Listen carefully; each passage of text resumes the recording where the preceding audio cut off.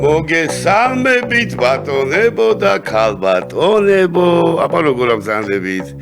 ეს გახლავთ 98 და 5 ჩემო ბატონო, გარი გადაცემა ჯაპანას პაპალაკება და მე თავად ჯაპანა ვარ, ჩემო ბატონო ვარ, ძალიან ბედნიერი ვარ. ხო, მინდა გითხრათ, რომ აქ მიწერია პროდიუსერმა და მეწერა და უნდა წავიკითხო, იმიტომ რომ გამოიწერეთ ჩვენი გვერდები YouTube-ზე, Facebook-ზე, TikTok-ზე, მოუწერეთ. მოკლედ დაგვიმეგობრდით, ეს ჩვენთვის მნიშვნელოვანია და თქვენთვის არ იქნება კიდე ურიგო. ისე ამოვიდეთ, ახლა უნდა გითხრათ ჩემი ახლა სტუმარი, რა სტუმარი მყავს, უნდა იცოდეთ. ესე იგი, ეს ადამიანი არის, ჩემო ბატონო. არ ვიცი როგორ გითხრათ, ეხლა როგორ ჩამოვყალიბდე. მე რაც შეიძლება ნაკლები უნდა ვილაპარაკო, იმიტომ რომ ცოტა დრო გვაქვს და ამ კაცი არის ტაციაობა და ახლა ის დრო რაც მაქვს, ისიც არა მაქვს ამასთან, იმიტომ რომ გარბის კიდე სხვაგან. და გამოვიტაცეთ სულ რაღაცა 40 წუთით და ასე რომ, ჩემო ბატონებო, ეს გახლავთ უნიჭიერესი ადამიანი, რა ვიცი, ეხლა რომელიც ეხლა ძალიან დიდ საქმეებს აკეთებს, მე თუ ვკითხავ. არ არის ეხლა ეს დითი რამბებს არ ვისური აქ მე ნამდვილად რა. აი ეს ახალგაზრდა კაცი, რომელსაც აი სულ მაგას ვეუბნებოდი რომ რანაირად ახალ ბიჭო 22 წლიდან დაიწყო კაცმა და 20 წლიდან და აი ისეთ საუკეთესო საქმეებს აკეთებს თეატრისთვის, ხელოვნებისთვის, კულტურაში. თან აი სუფთა პროფესიონალი, უნიჭიერესი და შეყვარებულია თელი საზოგადოება ამ კაცზე და ასევე მეც. ასე რომ ახლა მე დროს ამასთან დაკავშირებით ეს გახლავთ ნიკოლოზ სულუკიძე, მოგეხსენებათ? აგერეს უგრმესი მადლობა ნიკო შემოგარგო. უგრმესი მადლობა მომზადებისთვის და ჩემზე ბედნიერი კაცი არ არის და დილამდე ვისაუბრებდი შენთან ერთად, მაგრამ სად არის მაგის საშუალება მიმომცა ჩემო ბატონო. შენ ახლა დილამდე დაგაკავო აქა და ასე რომ ლაკონურები ვიყოთ. იმიტომ რომ მინდა რომ ახლა იმიტომ ვილაპარაკე ისე რომ თან ვერც ვილაპარაკე ისეთი აღფრთოვანები და აჟიტირებული ვარ შენი თანახმით. ძალიან დიდი მადლობა ჩემო კარგო კაცო რომ მოგზანდი და ჩვენ ახლა ტრადიციულად ვიწყებთ ბავშვობით. აი, მაინტერესებს ახლა როგორი ბავშვი იყავი. რაღაც წარმომიდგენია რომ ბავშვობაში დიდი იყავი მგონია. აი, 5 წლის პატარა კაცი, ხო აი რაღაც აი მუჟიჩოქს დაგატოკ რაღაც ახლა რუსული გარდა. პირიქით, აი არაფრით გამორჩეული. კარგად სწავლობდი. ცუდად სწავლობდი. რას ლაპარაკო? ცუღლუტიც იყავი? ცუღლუტი არ ვიყავი, მაგრამ ცუდად სწავლობდი. და ჩვენ დროს სულ ამბობ ამას და ესე ვფიქრობ. ჩვენ დროს თუ ცუდად სწავლობდი, ცუდი ბავშვი იყავი. ესე ითვლებოდა სამწუხაროდ და კაი ბავშვი ვიყავი, მე მგონი, მაგრამ ცუდად სწავლობდი. 60-იანი ვიყავი და 4-ები და ხანდახან 5-ებიც ვყავდი. რას მელაპარაკები? ჰუმანიტარული უყურებდი უფრო? კი, ისტორია და ეგეთი რაღაცები. მაგრამ აი ბედნიერი ალბათ ის ადამიანი, ვინც თავიდანვე იცის რა უყვარს და მთელ სიყვარულს მიმართავს იქით. მე აი ზუსტად ვიცოდი რომ თეატრი იყო ის რომლის გარეშეც მე არ შემეძლო რა და ამიტომ მთელი ცხოვრება ბავშვობიდანვე სანამ სახლიდან სკოლაში მივიდოდი, ესე იგი მარჯანიშვილის მოედნიდან 24 სკოლამდე უნდა გამევლო მოზარდი, თოჯინების თეატრი, რკინიგზელთა სახლში იყო მაშინ მუსკომედიის თეატრი, უკან მარჯანიშვილი და აი სადაც მინდოდა შევივლიდი დღის სპექტაკლებზე მე საღამოს და თეატრით ბედნიერი. და ეს ჩემი პროდიუსერი შეიშალა თუ რატო არ გიშვებდი? მშობლებს რატო უმალავდი? ასე სწორია. რატო უმალავდი თეატრში? არა, თეატრში რო დავდიოდი კი არ უმალავდი თეატრალურ სტუდიაში რო დავიწყე სიარული. და რატო კი მაგრამ აბა კონსერვების ქართლის დირექტორიდან გავხდარიყავი ხარ შენ? ჩვენ ხო არავინ არ ყავდა გვარში მსახიობი. და ამიტომ როგორც წესი მსახიობების ოჯახში მსახიობები იზრდებიან და ჩვენ ოჯახში მამა ჩემი და დედა ჩემი ისტორიკოსები არიან, ამიტომ არ უნდათ ეს გაჭირებული და დამშეული შვილი და ბუნებრივია დღეს მეც არ მინდა ჩემი შვილი დასაკვირველია ხო და ამიტომ სკოლაში შემოვიდნენ და გითხრას რომ აი ესე არტოს ბაღშიო მე-4 კლასში ვიყავი თუ მე-5 კლასში და თეატრალური სტუდია და არტოს ბაღი სახლის წინ იყო ზუსტად და მივიდოდი ჩუმად ეზოში ვთამაშობდი თუ იქ ვიყავი და მე მშვენიერ დღესაც უთხარი რომ სპექტაკლია მოდით თქო და მოვიდნენ და მნახეს რომ მე გამოვდივარ სცენაზე რაღაც პატარა ეპიზოდი. იქაც გამორჩეული არ ვიყავი, ყველაზე პატარა როლი იყო არჩილ სულაკაურის მოთხრობაში ბატონი დიბლი დალალე და ორი აქედან გამოვიდოდი, იქ შევიდოდი, მაგრამ ისე გამოდიოდი და ისე შევდიოდი. ტაშ მიკრავდა ხა. შედი გამოდი კეთკი ხარ. კი, მე ტაშები მქონდა. გადასარე. პიონერთა სასახლეც გამოიარე, როგორც პიონერთა სასახლე მომცა აი ეს რაღაცა თვით შეფასება. პიონერთა სასახლე, სასწაული რამე იყო ეს. პიონერთა სასახლე მომცა ჯაპან რა იცი? თვით დაჯერება, რაც ძალიან მნიშვნელოვანია, რომ მივხვდი, რომ კი კაცო, იქ ყველასთვის იყო ადგილი რა, აი პედაგოგები ყავდნენ ისეთი, რომლებმაც აი გვასწავლეს ყველაფერი. და მე ამ პიონერთა სასახლეში შეხვედრები იყო ხან სოფიკო ჭიაურელთან, ხან გოგი გეგეჭკორთან, ხან ჯემალ ღაღანიძე მოდიოდნენ, ხვდებოდით და ნუ გადავწყვიტე, რომ ჩამებარებინა სამსახიობო ფაკულტეტზე და ო, ეგეც ვიცი, არ ვიცოდი, შენ რომ მაგაზე გიცლია რა. სად, ვისთან აბარებ? პირველი წელი ჩავაბარე, წარმოვიდგინე, მე ჩავაბარე როგორი განცდით, იცი სამსახიობო ფაკულტეტზე, რომ მე ხა მივალ თეატრალურში და ქართული თეატრის კრიზისი დამთავრდება, იმიტომ რომ მე მოვედი. იმიტომ რომ მანამდე პიონერთა სასახლეში არ დარჩენილა რამე როლი ბოდრიკულით დაწყებული, კაცი ადამიანის ლუარსაბით დამთავრებული, რომ მე არ მეთამაშა. ამ საბავშვო თეატრში სასახლეში. იქ რომ მივედი, ქალაქში რო გამოჩდი, მე ვფიქრობდი მე თქვენ პირველად გაეპირველა. შენ გიმსახიობია, კიდაც ბავშვობაში. რა ყოჩაღად ხო? რო ჩავაბარე სამსახიობოზე, გოგი მარგველაშვილმა გითხრა, რომ მე დაგაკვირდებითო და წლის ბოლოს გოგისთან ჩავაბარე. წლის ბოლოსო გეტყვითო, თქვენგან რა გამოვა ამ პროფესიაში, ბიჭო? შევკრიბა ეს ერთი წელი გავიდა. ამ ერთი წლის განმავლობაში არ გამიცდენი, არ დამიგვიანია 20 კილო დავიკელი, ცეკვაზე კოტეფურცელაძე ბოლოში ვიდექი წინ დამაყენა, რომ როკეროლს ისეთ ცეკვა, აი ისეთი სტუდენტი ვიყავი და აი რომ გონია, რომ საუკეთესო ვარ, თუმანიშვილის თეატრის სამხატვრო ხელმძღვანელი იყო მაშინ ბატონი გოგი მარგველაშვილი, მეუბნება, რომ შენი ადგილიო თეატრში არისო, მაგრამ სცენაზე არაო და რა ვქნაო, მე უნდა გაგიშვა ჯგუფიდანო. ჩაპანეს რა იყო იცი ჩემთვის? ეს იყო სანამ თუმანიშვილის თეატრიდან სახლამდე მივედი, ორჯერ ვიგრემ მტკვარში იყო გეფიცები, იმიტომ რომ მთელი ცხოვრების ოცნება ჩამომეშალა. მერე გავიდა ბევრი წელი და მერე მივხვდი, რომ გოგი მართალი იყო. და დღეს რამდენჯერაც ხვდები, სულ მადლობას ვეუბნები, იმიტომ რომ აი რა შეცდომებზეც მიმითითა გოგიმ, რომ შენო გიჭირს აბსოლუტური კონცენტრაციო, დამისაბუთა რატო არ იყო. შენი ადგილი არის თეატრში, მაგრამ სცენაზე არა. ეს რომ მითხრა, მივხვდი, რომ ესე იგი მე შეგვიძლია ამ სფეროში ვიყო და მიყვარდეს თეატრი, მაგრამ სცენაზე ვერ გამოვალ. და მეგონა რომ ცდებოდა გოგი, მაგრამ მე როცა აი სწორედ მაგ შუა ქალაქში და ღამიშოუ სტუდიაში სცენარისტად მუშაობდი და წერდით ამ სერიებს და მე მეც თამაშობდი, აი იქ მივხვდი რა რთული პროფესიაა და როგორ ზუსტად შეაფასა გოგიმ ჩემი შესაძლებლობები და ფაქტობრივად დაღუპვას გადამარჩინა, იმიტომ რომ იქნებოდი ერთი მეორე კურსიდან გადახვედი, მე თეატრში. მეორე კურსიდან თავიდან ჩავაბარე თეატრში. რა სლაპარაკო, ვი შეხედერა ეს. და შემხვდა ვასო კიკნაძე. ვასო კიკნაძე იყო ჩემთვის აი სანთელივით კაცი, აი გასასრო მინათებდა სულ და დღემდე არ არის კაცი ფიზიკურად და ვასოს სიკეთეს მიუყვები ჩემ გულში და მივხვდი, რომ შეიძლება თეატრონეობაშიც იყო და აკეთო და გიყვარდეს ეს. ვერც წარმომიდგენია უშედეგოდ ახლა ეგ ადგილი, ვერც წარმომიდგენია. რეჟისორობაზე არ გიფიქრია? არა, რეჟისორობაზე არ მიფიქრია და რეჟისორობა კიდე უფრო რთული ამბავია, მაგრამ თეატრშიც მოვიფიქრე ისეთი ფორმა, რომ ამ ჩემს სურვილსაც ვიკმაყოფილებ, რომ მაყურებელთან ურთიერთობა მქონდეს და თან მოუყვე იმაზე, რაც მიყვარს და მაინტერესებს.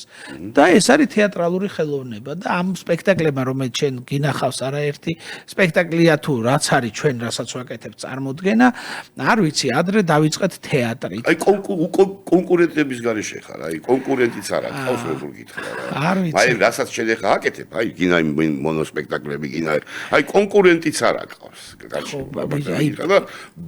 ძალიან მიკვის რომ მაგალითად. კაიგე, უკონკურენტობაში რთულია ვაში მაგალითად დარჩენა რა, კაიგე. ხო, ეს არ თვლიდნენ ამას ნიშნელოვნად. ყველა ცდილობდა თავისი შექმნას და მე მომინდა რომ სხვისი შექმნილი ხელახლა გამეხსენებინა ხალხისთვის, რომ არსებობდნენ ჩვენს ყოფაში. ახმეტელიც არსებობდა, მაგრამ ის ახმეტელი რო ვიცით, იქ ესტატებერიაშვილიც იყო, კაცი ვინც ჯიბეში დამალა საბუთები და ფოტოები და ამ ხალხის ისტორიებს მოუყარე თავი და ვიღაცამაც იცის, მაგრამ ვიღაცა ყვება 7 კაციან აუდიტორიაში, ან წერს წიგნს, რომელსაც კითხულობს 22 კაცი და ჩემი ეს ვიდეოები რაც დაიდო, მეორე დღეს რო ვნახე, რომ ეს ვიდეო Facebook-ზე 1,300,000 ნახვა ქონდა ერთ დღამში. აი ამ სწორედ ამ ახმეტელის ისტორიას მივხვდი, რომ ესე იგი ამ ხალხის პოპულარიზაცია ამით შეიძლება და და როგორ მიაწვდი კიდე ამას აქვს მნიშვნელობა ამას აკეთებ უმაღლეს დონეზე აბა გააკეთე აბა ისე და რა მილიონ ნახევარი ექნება ნახო იმასაც ნახავ რა მაგრამ მაგას კიდე მოგვიანებით კიდე მე ვიკითხო მაგ პრეხანოვი მეგობრებო პრეხანოვი ახლა ამაშენებს ვერ დაუძახებ თუ კიდე თოფი მეზროლე თავში ახლა ვარანცოვს ახლა სარ ბულკენის მოედანს ვერ დაუძახებ რა გავაკეთო ახლა ერთადერთი ლექსი მაქვს დაწერილი ცხოვრებაში და პლეხანოვზია ეგ ლექსი თქვი და ქუჩა აკადემია ადრე პლეხანოვს ერქვა მეფეთუბანი ქუჩა აკადემია აღმაშენებელი კაცობის დიდი სარკე დამასწავლებელი ქუჩა აკადემია აღმაშენებელი ჩვენი თბილისის ქალაქის დამამშვენებელი აქ ბირჟაზე ახლაცად დგას ძველი პლეხანოველი აგონდება სიყმრის წლები კინტო ყარაჩოღელი აგონდება მუშტაიტში კლავის ძალის დალოცვა ვარანცოვზე შერიგება არტოს ბაღში დალოცვა პრემიერაც გინდა კონდეს ოსკარის თუ ნობელის ყველა ტიტულზე მეტია გერქვას პლეხანოველი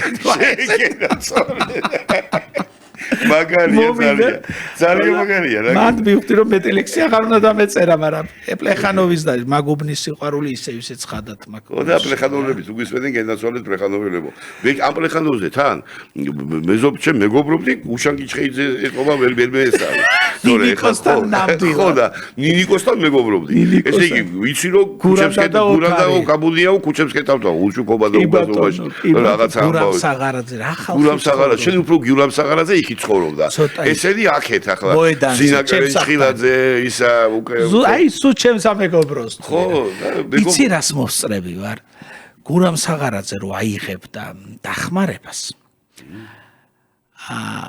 იყიდიდა $100-იანებს და თავისი 24 ყავდა თეთრი ხო და რამდენჯერმე მივსულა რუშუქობა რო იყო მივსულა კი არა წაუყვანი ვარ და ეს $100-იანები ამიტანია თავისი გარდაცვლილი ძმაკაცების ცოლებთან აი თავის ფულს ახურდავებდა და გარდაცვლილი ძმაკაცების ოჯახებს ეხმარებოდა აი ეს მახსოვს რომ გურამი აი ესე ცხოვრობდა მახსოვს როცა მივდიოდით თეატრალურში 24-ს მძიმე საჭი აქ სატარებელი და ეს ხელი როდკიო და ელბაქიძეზე რომ მოხვდა აქედან უკვე ვიცოდი რომ მე უნდა ტანია ცოტა ხანი და მე უკვე მალე გარდაიცვალა როცა თამაშობდა ეგ ცალკე ცხოვრება იყო არ ეძინა მაგრამ არ გვიყვებოდა ჩვენ რომ ბავშვები არ გავფუჭებული ყავით რომ კაზინოში რო დადიოდა და მარტო ეგ მთელი ქართული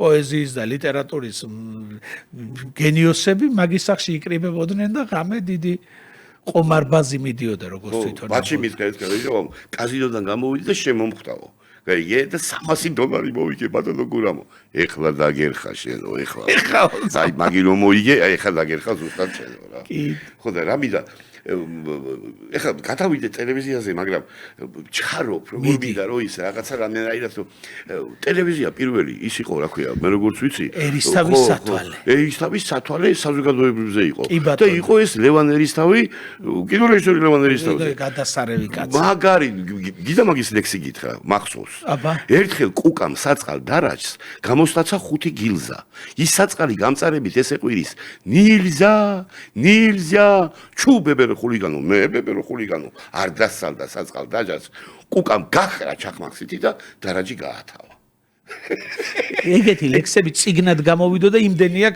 უამრავი და პირველი მაგასთან მოხდი იქ მაგაზე გითხარ როგორ მოხდი ახლა ტელევიზიაში პირველ კურსზე ვარ და სტუდია ADC-ში მე და ეკა მჟავანაძე ვმუშაობთ ეკას აქ ხელფასი თვეში 20 ლარი და მე მაგ თვეში არა ეკას 40 რა კი უკვე პროფესიონალი იყო და მე სტუდენტი 20 თითო მისვლაში 5 ლარს გვაძლევდნენ და აი 20 ლარიანი ხელფასი რომ აქ უცბად ჩემ პედაგოგს გადასარევ თამრიკო ბოკუჩავას თეატრონეს მოუყევი რაღაც ანეკდოტი და მითხრა რომ ერთიო მოდიო ხვალ რაღაც გადაცემის კასტინგიაო და იქნებო მოგინდესო ტელევიზიაში მუშაობა 20-ის არც კი პირველ კურსზე ესე იგი 18 ეხლა ხარ 40-ის და რა შენ არის შენ მე მგონი დორიან გრეის პორტრეტის ისე ხარ ასე იქნები სულ 20 წლისაც ესეთი იყავ ეხლა ესეთი სულ აი დედას არ იცოლები და ხო და ბიჭო ვიფიქრე 20 ლარი აქ ხელფასი ერთი 20 ლარიანი კიდე მეორე სამსახური რომ ანახა და იმ 20 ლარს ველოდებოდი და ის ფული იყო მაშინ ჩემი სტუდენტობის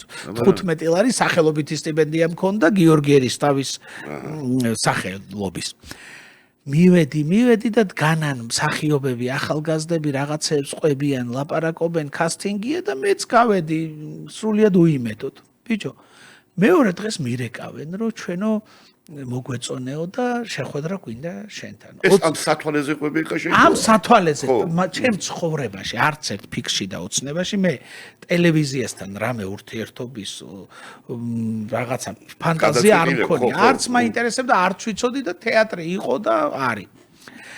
მივედი და ეს ხალხი მეუბნებია, ეს გადასარევი ხალხი გუგუშა იყო და თორნიკე და თვითონ ეს თამრიგო ბოკუჩავაც იქ იყო რომ ამ ეტაპზეო ცოტა ისეთი ხელფასი გვექნება 27 მარტია რა დამავიწყებს მაგ და მერეო გაგიზდითო და თავიდანო დავდოთო სამთვიანი ხელშეკრულება 1000 ლარზეო 20 ლარი მაგ ხელფასი ჯაპან დედას გეფიცები ეკლესიაში წავედი იმიტომ რომ არ ვიცოდი ვისთვის არ შეიჭრიეთ არ შეიჭრიეთ მეც უთხარი მადლობა იქვი არ გაიხარე არა შემატყეს ალბათ მაგრამ გავარდი და რაღაც რომ მივედი ლევანი ძალიან თბილად დამხვდა მოკლედ რა მე ბატონ ლევანი ცუდად შეიქმნა რაღაცა შეუძლოდ გახდა მე ლევანი მაგივრათაც მიმყავდა და ჩემ მაგივრათაც მოკლედ და აი ესე დაიწყო ჩემი გზა ტელევიზიაში რა ისე რომ სრულიად და მე ქალაქში უკვე თამაშის და თან სცენარისტიც ხო? კი, ჯერ სცენარს წერდი მე მგონი გოგონა გარეუბნიდან იყო ესეთი სერიალი ამ გოგონა გარეუბნისთვის წერდი სცენარს და მე შუა ქალაქში დავიწყე და აი შუა ქალაქი იყო ერთ დღეს გამოვედი ქუჩაში და მივხვდი რომ რაღაცა რას ლაპარაკო რაღაცა კი არა იქნებოდა ეს ამბავი რა მაგრამ სად გამახსენდა იცი გოგი მარგველაში ესაც უყურებს ხალხი ჯაპანი მე წამოვიდა შემოთავაზებები თეატრშიც და კინოშიც სადაც მივიდოდი ტექსტს რო ვკითხულობდი სულ ხედავდი რომ ის შუა ქალაქის კაცი ლაპარაკობდა ჩემი ხმით მივხვდი რომ ანუ მე მეორე გარდასახვის სხვა რაღაც ხასიათის შექმნა არ შემეძლო და იქ მივხვდი რომ მაი სად იყო გოგი მარგველაშვილი მართალი თქო რა ეს იგი ებადლიერება კაცი ბოლომდე გოგი მე ძალიან გისმენთ რა გამასინათ მითხრა რომ გისმენთო და ძალიან მომწონსო მითხრა და ეს რა ქვია ეხა რა ვფიქრობ იცი შენ რო აი ეს ქალაქი დაამთავრე ეს ამბავი ხო აი აქედან დაიწყო უკვე შენი პოპულარობის ამბავი შუა ქალაქიდან დაიწყო მე იყო შუა დღის გადაცემები და ჩემი ყველაზე ნიშნულოვანი რითიც მართლა ვამაყობ ჯაპან ეს არის რუბრიკა პერსონა ეს იყო იმედზე შუა დღის გადაცემა სადაც პარასკეობით მომყავდა მარტო მოხუცი ხელოვანები აი სულიკო კოროშინაძით დაწყებული და აი როგორია ვერი დავითაშვილით დამთავრებული გადაცემა რომ თავდებოდა ხალხი რეკავდა რომ ღმერთოთ აღარ გვეგონა თუ ცოცხალი იყო და ეს ხალხი და რაღაცა და ამით შევქმენი ოქროს ფონდი აი მართლა ოქროს ფონდი იმიტომ დაახლოებით ერთი 1000-მდე გადაცემა და ერთი 14 თუ 15 წელი გადიოდა ეს პერსონა ეთერში 1000-მდე გადაცემა იყო ჯაპან რომელიც ამ ხალხის რაღაცა ოქროს ისტორიის ბოლო ინტერვიუები იყო რა იმიტომ რომ მე ეს ხალხი წავიდა ამ ქვეყნიდან და ეს რაღაც გაფრული მასალა დაგვრჩა რა მე რომელი ბეხوار გახსოვს ეს აი გამორჩეულად ემოციური რო იყო აი მაგალითად მერა ბერძენიშვილი რომელიც ფაქტობრივად ინტერვიუს არ იძლეოდა და მე დამიბარა შემხვდა მივედი ინტერვიუზე და ინტერვიუს პროცესში გახდა შეუძლოთ მაგრამ ჩაწერილი და ეთერში დევს YouTube-ზე ის მისი ინტერვიუ რომელიც რაღაც აი საოცარი ინტერვიუა ჩემთვის ავთო მახარაძე რომელიც არასოდეს ინტერვიუს არ იძლეოდა და სამჯერ ისეთი ინტერვიუ მომცა რომელსაც აი დღე და ღამე უყურებ ჩხეიძე და სტურუა ერთად დავსვი რუსთაველის თეატრის სცენაზე და ისინი საუკეთესო მეგობრები რო არ იყვნენ სუბუქად რო ვთქვათ ჩვენ ვიცით და ჩხეიძე და სტურუა რუსთაველის თეატრის სცენაზე დავსვი და ვალაპარაკე თუმანიშვილზე აი ეს გონია რა ჩემი ერთ-ერთი თავი ოჯახში აი მათრა ქვედა ეს არის ეს ჩემი საამაყო ინტერვიუ საამაყო იყო როცა უწმინდესმა თვითონ ბრძანა რომ წულუკიძე მოვიდესო როცა 9 აპრილზე ინტერვიუ ჩავწერე ილია მეორესთან და ამით მართლა ძალიან ვამაყობ არ ვიცი ბევრი ესეთი ინტერვიუ იყო ანზორ ერქომაიშვილმა ჩემ გადაცემაში უთხრა მაყურებელს რომ მოვდივარ ანსამბლი რუსთავიდანო გია ყანჩელი მოდიოდა ხოლმე აი რო არ დადიოდნენ სხვა გადაცემებში რო არ მიდიოდა ჩემთან აი ისეთი სტუმრები მყავდნენ აი რომლებითაც ვამაყობ იმით რომ მე ჩავწერე ინტერვიუ, მაგრამ იმითაც რომ სხვას არენდობოდნენ და ჩემთან მოდიოდნენ, იმიტომ რომ იცოდნენ რომ მე კეთილგანწყობილი წამყვანი დავხდებოდი და ეს შეიძლება კარგია, შეიძლება ცუდი, მაგრამ მე ყოველთვის ძალიან პატივს ვცემდი ყველა ჩემ რესპონდენტს რა. მე არასოდეს ცინიკური კითხვა, იმიტაცია რომ მოყავთ და რაღაცა წამყვანი რომ დასცინის, ეს მგონია ყველაზე დიდი უზრდელობა, რომ ეგ იგივე განცდა ჩემთვის, რომ რაღაცა სხვა ფორმატის გადაცემაა და მე ამ ფორმატის გადაცემები არასოდეს არ წამიყვანია, ყოველთვის მქონდა განცდა იმისა, რომ ამ ხალხისგან, ამ გადასარევი ხალხისგან რაღაც დიდებული ამბები და მაგ დაახლოებით ერთი 20-მდე გადაცემა ჩაწერილი, რომელიც უბრალოდ ვერ გავბედე ამ ყველაფრის გამოტანა. მაგალითად აი იმ წერილებზე და იმ ამბებზე, რაც თვითფრინავის თაობის ბიჭებზე მოხდა და პირდაპირ აი ეს წერილებიანი გადაცემა გვაქვს, ვინც დაწერა იქ ცუდი რაღაცეები ჩვენმა დიდებულმა მოღვაწეებმა და მე უბრალოდ ვერ გავბედე, რომ აი ეს წერილები და ეს ინტერვიუ ჩემთვის ძალიან ძვირფას ნათელა მაჭავარიანთან გამომეტანა, იმიტომ რომ იქ რაღაცა ძალიან ცუდი პროცესები მოყვებოდა ამას. ეს თავის დროზე აუცილებლად გამოვა დღეს სინათლეზე, იმიტომ რომ ვიცი რაღაც პროცესები მიმდინარეობს, მაგრამ მე არ მინდოდა რომ მე ჩემი გადაცემა ყოფილიყო ეს და აი ესეთი ბევრი გადაცემა დაარქივებული მაქვს, იმიტომ რომ რაღაცა ჩემ ხასიათში არსის. რაღაცა ისეთი დოკუმენტაციები და მე რო ხედავდნენ ეს უფროსი თაობა, რომ თვითონ მიდის ამ ქვეყნიდან და რაღაც არ უნდა რომ გაქრეს, აი ესენი მოგქონდათ. მაგალითად ასე ჩამივარდა ხელში 67 წლის ვასო კიკნაძე მომცა, კი არ ჩამივარდა ხელში. ყველა მე არ ვამბობ რომ წყარო მომაწოდა. ვასო კიკნაძე მომცა, აი დიდი კონფლიქტი რომ მოხდა ვერიკო და გოძიაშვილი რომ მეღვინე თუხუცეს და გიგალორ თქიფანიძეს დაუპირისპირდნენ და ამ რუსთავში რო წავიდნენ. ხო და საშინელი დაპირისპირება მოხდა და უცბად ბატონმა ვასო მომცა მე ამ სტენოგრამული ოქმის ჩანაწერი. ეს 70 გვერდი ჩანაწერი რო წავიკითხე და სხვათა შორის ამ 70 გვერდიდან დაახლოებით ერთი 3 გვერდი მე გავაცოცხლე ახლა მარჯანიშვილის თეთრ ვერიკო და სესილია რო გავაკეთეთ იქ ყვებით ამ ურთიერთობაზე აი როგორი იყო ეს ურთულესი პერიოდი მარჯანიშვილის იმიტომ რომ გარდა იმისა რომ ჩვენ რაღაცა ამ ხალხის შემოქმედება ვიცით გვაინტერესებს ბიოგრაფია და აი ამ ბიოგრაფიის დეტალები რაც რაღაცა მორალურ კოდექსს არცდებოდა ის გამოვაჩინეთ იმის იქითაც ბევრი სიბინძურე იყო, მაგრამ ამ ყველაფრისგან მე ყოველთვის თავს ვიკავებდი და ამიტომ ალბათ იყო, რომ უფრო მშვიდად და თამამად მოდიოდნენ ჩემ გადაცემაში. ძალიან ბევრი რამ გამოჩქიცედაც ისეთი რაღაცები ამოიღე და ძალიან უამრავი ბევრი საინტერესო რაღაცები გაქვს, რაც არ იცოდა ხალხმა რა. მაგრამ უფრო მეტი მაგ და ვერ აი ალბათ სხვა ხასიათისთვის მე არ კონფლიქტური, რომ ჩხუბი და რაღაც მე ყოველთვის მისჩევნია სიმშვიდე. არ შემიძლია ვიღაცასთან დავა და ამიტომ ეს ჩემი ხასიათისაა რაღაცა სიმშვიდობა, აი კაცი ხარ, გედაცვალე, მე შეგიძლია ეს გეგონები, ყოველთვის მიყვარდი ახლა ჩვენი არ გვიჭამია ერთი პუტი მარილი, მაგრამ არ არის საჭირო, მაგირო ადამიანი გაარკვიო ვინ არის. მე სულ მაგას ვწრები, ახლა შენზე კი ვარ ერთი 24 წლით უფროსი ვარ, აგერ შემობატონო, მაგრამ რა გითხრა ხა, მაგას არ აქვს მნიშვნელობა, დუმბაძის იმას ნუ გავიხსენებ. მონოსპექტაკლები.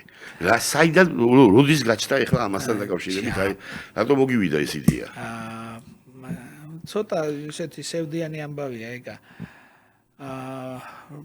ნუ ცუდი ამბავი მქონდა ცხოვრებაში იცის ყველა. მე რაღაცა წამლებს ვსვავდი ანტიდეპრესანტებს. მე ამან რაღაცა ნისლში გამხვია. აი მოდუნება გამოიჭერა, რაც არის ამ წამლების ფუნქცია. მე მალევე დავანებე 6 თვეში დავანებე თავი. მაგრამ მივხვდი რომ ბიჭო მავიწყდებოდა რაღაც ისტორიები და ეს ისტორიები არის ის ისტორიები რომლებიც ამბიდან ამბავზე გადადიოდა რასაც ბატონი ვასო კიკნაძე მიყვებოდა ნოდარ გურაბანიძე ჩემი პედაგოგები იყო ეგენი ხო მასე იქ მინდოდა მეკითხა ჩემი ორი აი და მე აი ისეთი ვასო იყო პედაგოგი და ნოდარი იყო ასევე გვასწავლიდა ჩვენ მაგრამ ჯგუფის ხელმძღვანელი ვასო იყო მაგრამ აი ამ ორი კაცისგან სიცოცხლის ბოლო წუთამდე ორივესგან აი იმ დღეს ნახე ნოდარის მოწერილი წერილი ჩემზე რაღაცა ისეთი რომ აი ცრემლები წამომივიდა რა რაღაცა სხვანაირ სიყვარულს გრძნობდი ორივესგან აი განსაკუთრებულს და გამორჩეულს და არ მინდოდა რომ ეს ისტორიები დაკარგულიყო და ამით ვიფიქრე რომ რაღაცა მოუყარი ქართული თეატრის დღე მოდიოდა და ვიფიქრე მოუყრი ამ ისტორიებს თავს და მე თუ ეს ყველაფერი დამავიწყდება და რაღაცა დარჩება მეთქი გადაღებული მე ვიფიქრე გადაღებას მაყურებელი მოვიდეს ლექციას ხوار ჩავატარებ წარმოდგენა მე იქ ერეკლეს კარისთიაძე რო უყვებოდი და ამ მაჩაბელას და სისამოწყვეტაზე ცეკვაში წასვლა ომში ცეკვით სიმღერით მაჩაბელას და სისამოწყვეტა მოდი ბარემ ხორუმი იყოს იმიტომ რომ საომო ცეკვა აფიცხელ ომში რომ მღერო და მაჩაბელი ხორუმი მე ახმეტელის წერილი არის თუ არა ქართული თეატრი ქართული ფრესკები და როგორ არჩევდნენ ამ მაგალითად ცეკვა სამაიას ფრესკებიდან მოდი აქედან სუხიშვილები დავიმატეთ მე რაღაცა ბაიათები ნატო გაბუნია სიმღერა ორკესტრი მე ვიფიქრე რომ მარტო რო არ ვიყო თეატრმცოდნეებს გავამაგრებინებ ზურგსო და დოდო ლაშაჩხარტიშვილი მაკავასაძე და გიაცკიტიშვილი გავაერთიანე რომ რაღაცა შოუს ელემენტები მივეცი და ამით შეიკრა ეს პირველი წარმოდგენა რომ შეიკრა მეგონა რომ ერთხელ ვითამაშებთ დამთავრდება და მორჩება. ეხა ვითამაშეთ მეათე. დაწყებული ესე იგი ბათუმი და სენაკი და ქუთაისი და რუსთავი და კახეთის გარდა ყველგან მქონდა ეს სპექტაკლი წაღებული. მე ამას მოყვა ეროსი, რამაზი, ვერიკო სესილია, ჩახავა ყანჩელი, თბილელი, მე მოყვა დიმიტრი ყიფიანზე, მე მოყვა ნიკო ნიკოლაძეზე და ბიჭო ისეთი ისტორიები რომლის არ მოყოლაც აი დანაშაული და მივდექით და აი ესე და თუ არ მოგიჩნია ისეთი ისტორიები რაღაცა მე რაც შენ თო აი არ იცოდი რა მაგალითად და აი მაგალითად დიმიტრი ყიფიანი 1875 წელს იყო პირველი ქართველი ქალაქის თავი კი ბატონო ვინც მიიღო ქალაქის თავი, მაგრამ მანამდე არც ერთი ქართველი ქალაქის თავი არ ყოლია საუკუნეების ზოგი სომეხი ზოგი არა, მაგრამ ძირითადად სომხებიც იყო. და დიმიტრის კონკურენტი იყო ერემია არწრუნი, აი ამ ქალაქის თაობაზე 75 წელს და ერემია არწრუნის შვილმა რო გაიგო რომ მამამისის კონკურენტი დიმიტრი ყიფიანი იყო, თვითონ ხმა მისცა დიმიტრის მამამის შავი ჩაუგდო და რო გახდა დიმიტრი ყიფიანი ქალაქის თავი 11 თუ 12% იყო ქართველები მაშინ თბილისში. ქართველების ჩამოსახლება დაიწყო აზრის შეგუება, რომ საქმოსნობა, ანუ ვაჭრობა სირცხვილი არ არის, იმიტომ რომ შეიძლება ფული კონდეს და ღირსეული კაცი იყო, ამ აზრის შეგუება. და როცა იყო ქალაქის თავი, პირველი დღიდან ბოლო დღემდე ნაქირავებს სახში ცხოვრობდა, რადგან ფული არ ქონდა, რომ ბინა ეყიდა იმ ქალაქში, რომელსაც თვითონ ხელმძღვანელობდა.